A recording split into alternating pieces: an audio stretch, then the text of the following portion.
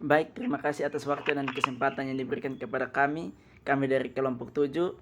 Perkenalkan, nama saya Alfandi Ngede, NIM 20150011. Dan saya Aldi Erikson Fanggi dengan NIM 20150045. Dan saya 0150014.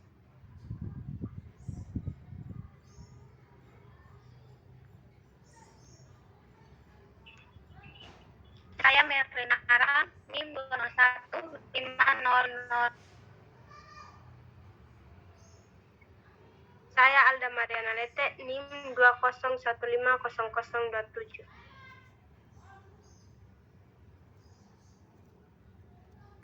Ya, pada kesempatan kali ini kami dari kelompok 7 akan mempresentasikan materi mengenai pemanfaatan mikroba pada bidang kesehatan. Pada pemateri yang pertama, waktu dan kesempatan saya berikan.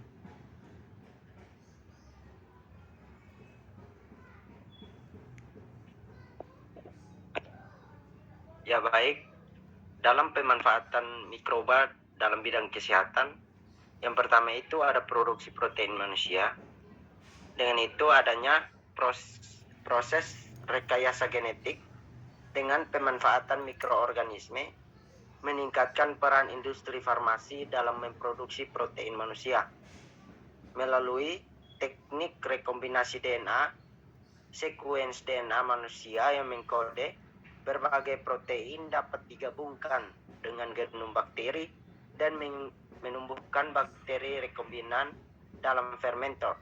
Maka protein manusia ini dapat diproduksi secara komersial. Yang berikut itu ada insulin yang dilepaskan oleh sel beta pada pankreas sebagai respon naiknya kadar glukosa darah pada saat setelah makan. Nah, teman-teman, insulin ini juga memungkinkan sel-sel dalam tubuh mengabsorpsi glukosa dari darah untuk digunakan sebagai sumber energi dan diubah menjadi molekul lain yang diperlukan atau untuk disimpan. Nah, teman-teman dan ibu dosen, insulin ini juga merupakan sinyal kontrol utama konversi glukosa menjadi glikogen untuk penyimpanan internal di hati dan di sel otot. Nah, apabila jumlah insulin ini yang tersedia tidak mencukupi, maka sel ini tidak akan merespon adanya insulin atau tidak sensitif. Dan apabila insulin itu sendiri tidak produksi oleh sel-sel beta, nah akibatnya rusaknya sel-sel beta pada pankreas. Maka glukosa ini tidak dapat dimanfaatkan oleh sel tubuh ataupun disimpan dalam bentuk cadangan makanan, baik dalam hati maupun dalam sel otot. Akibatnya yang terjadi adalah peningkatan kadar glukosa dalam darah, penurunan sintesis protein, dan gangguan proses metabolisme dalam tubuh. Nah, teman-teman dan ibu dosen bisa melihat pada gambar yang berikut, yaitu proses bakteri E. coli dari usus manusia. Kemudian bakteri ini diproses membentuk klon yang dapat memproduksi insulin manusia. Pemateri berikut saya berikan kesempatan. Baik, yang kedua ada produksi antibiotik. Antibiotik Cephalosporin C dihasilkan oleh jamur Cephalosporium. Cephalosporium C merupakan antibiotik menguntungkan yang dapat membunuh bakteri yang tahan terhadap penisilin. Antibiotik Streptomycin dihasilkan oleh jamur Streptomyces griseus yang dapat membunuh bakteri patogen yang tahan terhadap penisilin atau cephalosporin. Streptomycin telah digunakan untuk mengobati penyakit tuberkulosis. Antibiotik tidak secara langsung dikode oleh gen, tetapi dibuat di dalam sel dengan reaksi katalis enzim. Enzim disusun berdasarkan instruksi gen spesifik. Dengan teknologi fusi sel akan terjadi kombinasi gen dan sintesis enzim-enzim baru. sehingga mikroba dapat menghasilkan antibiotik baru. Saat ini telah banyak dihasilkan bermacam-macam antibiotik untuk kemoterapi kanker, antibakteri, anti-amuba, pengawet makanan, dan antifungi. Baik, pemateri selanjutnya saya berikan kepada teman kelompok.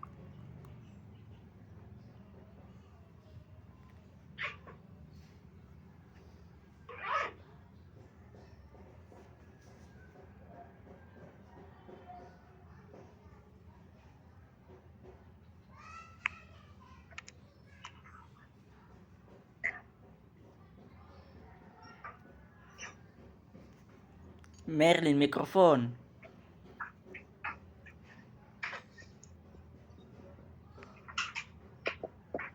Yang ketiga adalah produksi vaksin.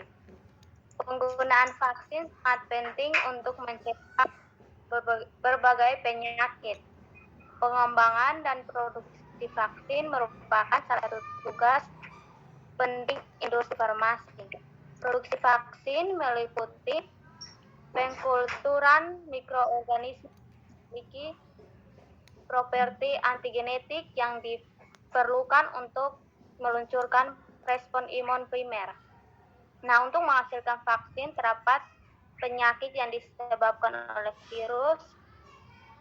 Strain virus ditumbuhkan dengan menggunakan telur ayam yang tertutup. Individu yang memiliki alergi terhadap telur ayam tidak dapat diberi vaksin yang dibuat dengan cara seperti ini. Vaksin virus juga dapat diproduksi melalui kultur jaringan. Misalnya, vaksin rabies tradisional diproduksi pada telur bebek tertunas yang memiliki efek samping yang sangat menyakitkan. Vaksin ini digantikan oleh produksi vaksin melalui kultur jaringan fibroblast manusia, efek samping yang lebih sedikit.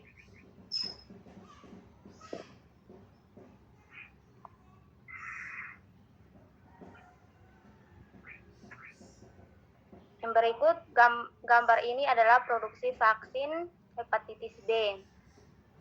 Nah, pada tahap produksi vaksin menggunakan bagian dari mikroba, tapi tidak menggunakan mikroba yang utuh, tapi menggunakan DNA dari mikroba tersebut atau bakteri tersebut.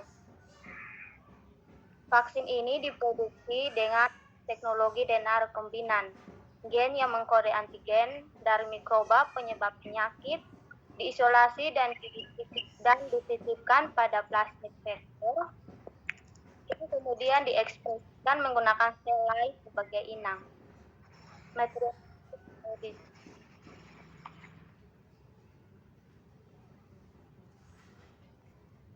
Ya, pemanfaatan yang berikut yaitu produksi asam organik. Ya, pada produksi asam organik ini yang pertama yaitu beberapa asam organik seperti asam asetat, asam glikonat, asam sitrat, asam giberelat, dan asam laknat dihasilkan melalui fermentasi mikroorganisme, dan asam organik antara lain digunakan dalam industri makanan, misalnya sebagai pengawet makanan. Yang kedua yaitu asam glukonat diproduksi oleh berbagai bakteri termasuk spesies Acebacterium oleh beberapa fungsi seperti Penicillium dan Aspergillus. Ya, Aspergillus niger mengoksidasi glukosa menjadi asam glukonat dalam reaksi enzimatik tunggal enzim glukosa oksidasi. Asam glukonat memiliki berbagai kegunaan, yaitu yang pertama, kalsium glukonat digunakan sebagai produksi farmasi untuk menyuplai kalsium dalam tubuh. Yang berikut yaitu ferrous glukonat digunakan sebagai asupan besi untuk mengobati anemia. Dan yang terakhir yaitu asam glukonat pada deterjen pencuci piring mencegah noda pada permukaan kaca akibat presipitasi garam, kalsium, dan magnesium. Slide yang berikut. Ya, pemanfaatan yang berikut yaitu produksi vitamin dan asam amino. Pada produksi vitamin dan asam amino ini, yang pertama yaitu vitamin merupakan nutrisi esensial bagi manusia. Ada beberapa vitamin yang dapat diproduksi melalui fermentasi mikroorganisme dan digunakan sebagai suplemen makanan. Misalnya vitamin B12 dapat diproduksi sebagai produk sampingan pada fermentasi antibiotik oleh Streptomyces. Vitamin B12 juga diperoleh dari fermentasi Propionibacterium shermani atau Paracoccus denitrificans. Yang kedua yaitu riboflavin dapat dihasilkan dari fermentasi berbagai macam mikroorganisme, misalnya bakteri Clostridium dan fungi Eremoptychium, asbi atau asbi gossypi. Yang ketiga yaitu sebagai manusia tentunya kita tidak terlepas dari kebutuhan kita akan asam amino, termaksud lisin. Konsentrasi lisin ini di dalam padi-padian tidak cukup banyak untuk memenuhi kebutuhan nutrisi manusia. Untuk itu, lisin diproduksi melalui fermentasi mikroorganisme sehingga dapat digunakan sebagai suplemen makanan bagi manusia dan sebagai bahan tambahan pada sereal. Metionin juga diproduksi melalui fermentasi kimia dan digunakan sebagai suplemen makanan. Pada materi yang berikut saya berikan kepada teman.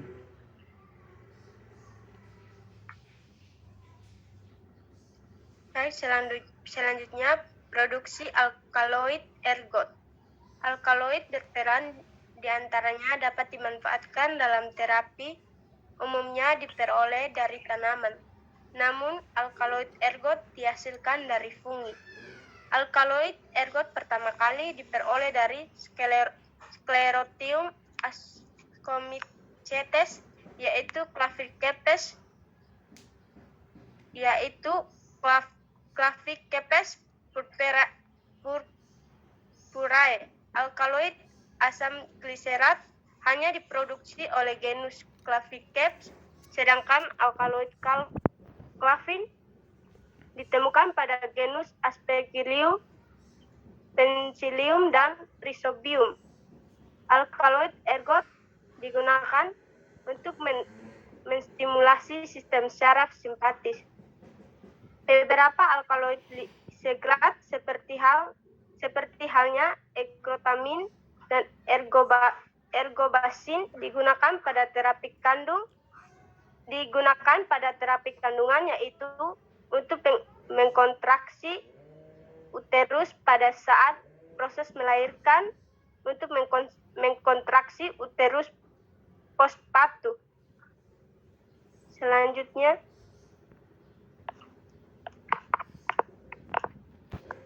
yang berikut adalah produksi steroid. Hormon steroid sangat penting peranannya dalam dunia kesehatan. Misalnya, kortison dan steroid lain yang serupa diketahui dapat digunakan untuk mengobati gejala yang berhubungan dengan alergi dan berbagai respon. Dan sebagai respon inflamasi oral dan untuk mengobati ketidakseimbangan hormonal. Fungi Rhizopus arhissus menghidroksilasi progesteron, membentuk steroid ketexolon untuk membentuk hidrokortison dengan mengintroduksi oksigen. Sekian dari presentasi kelompok kami. Waktu saya kembalikan kepada moderator. Ya, ini merupakan materi kami dari kelompok 7 mengenai pemanfaatan mikroba pada bidang kesehatan. Untuk itu, jika ada pertanyaan, kritikan, atau saran dari ibu guru dan teman-teman, waktu dan kesempatan kami berikan. Terima kasih.